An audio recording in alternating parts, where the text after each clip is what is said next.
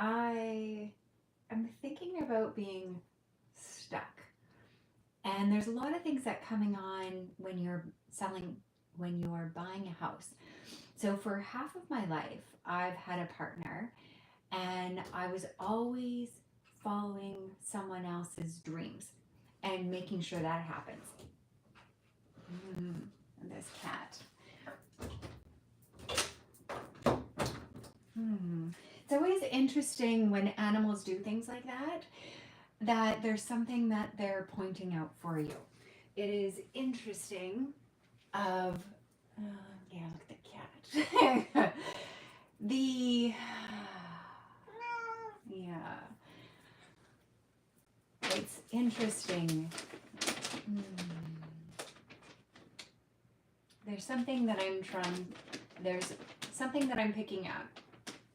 And the identity,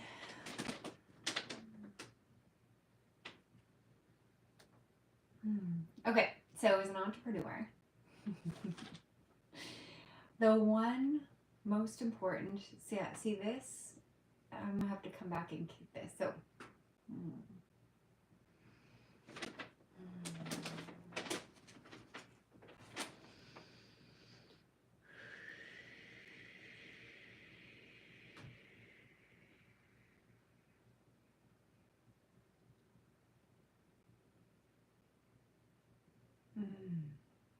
so excited.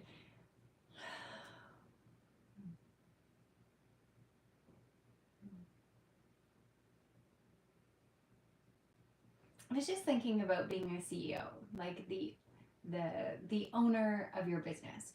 And the most important thing that you want to do is to dream and then convince everyone else to help you on that mission. Okay, I'm going to remind there's a time when, okay, you're going to laugh about this. Here's a story that made me learn about people. So I was going into a new town and I'm in grade 12 and we used to have this room that only grade 12s can go into. But I was so nervous to go in. And so one of my friends encouraged me to go in, like, Melanie, go in there and be cool. I was like, okay. So I'm trying to go in. It's like 17, new to this,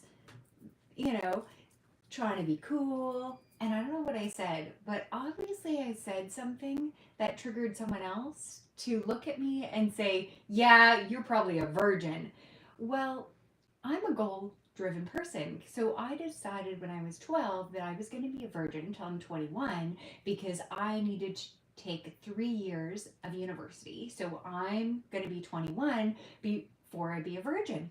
That is my goal because nothing's going to stop me from running a business and be an entrepreneur. So for some reason, I decided, new to the school, this person just called me a virgin, who I just put my hands on my shoulder and I said, yep, I'm going to be a virgin until I'm 21. And at the same time I said that I realized that I'm like, that's what I just said to all these grade 12-year-olds. But my mom always told me, own it. So I just sat there with my hands on my hip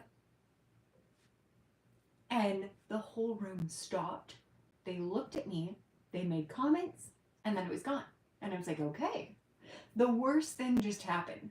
And that's what will happen with your business. You do something, you say something to your core that's important to you, and you're still there. You just ground yourself, own it. I'm going to change the world. I'm going to help disabled so that they can. That is what I'm doing. And then the next day, when I came to the room, thinking like, hey, the worst thing just happened, so I'm okay now. I come in, and I was talking to one of my friends, and this guy came out, starting to ask me out, which I'm like, oh, cool.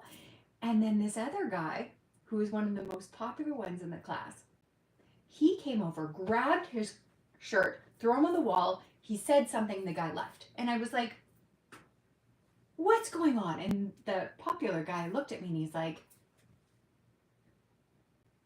he collects virgins. He is trouble. He's only one. And I was like, so he came over to help my mission. So there's the the three different people. There's the people that try on purpose, try to stop your mission. There's the people that don't care. They have so many things going in their life, they don't care about your mission. And then there's people that will actively try to stop. All three people will happen. Maybe there's more. Leave some comments if there's someone else I'm missing out. But that's what I'm finding. And this identity, like who we see ourselves and what our core are so important. So right now I'm looking at my new identity and deciding what's important and not. Like when I broke up with people, often what they said is that I'm too honest. I need to learn to lie. And I was like, well, okay. Well, I like that I'm honest. I like that I'm honest to a fault. And that's how my mom grew me up. She's like, no, there's no lying. 100% truth. You can tell good stories to make the stories more interesting, but 100% true. And so looking at this new identity and who I'm becoming as a single and my whole mission before was my husband and my kid, all of them, and whatever's left over was me. And what happened after my brain is that I said I didn't want to be the leftover person anymore. I want to be just as important as all three of us. All are important. And actually, I believe that you and your partner are the most important. And then we support the kid, because the whole thing about the kid is the kid doesn't need us and they go on their own. And so this new identity, figuring out who you are, and as an entrepreneur and as a wife, often as a wife, you're looking at your dream, this big, juicy dream, and you have to remember everyone this dream were going on. And you find these people that want to help you on your mission and work towards it. And stop the people that want to stop you. There's the people that don't care, and then the people that want to help you. And all of those things are important than running a business and moving things forward, having that goal. So right now I'm looking at how I used to do things, and now I get to do things different. So for 20 years, I bought a house with a partner, and we always found what kind of care, what kind of opportunity. And my job was running the numbers. So I run the numbers to see which one is the best for our future. And it's so interesting as well I was just talking to someone that I'm like, oh, how are your investments? And they're like, investments? What are you talking about? I was like,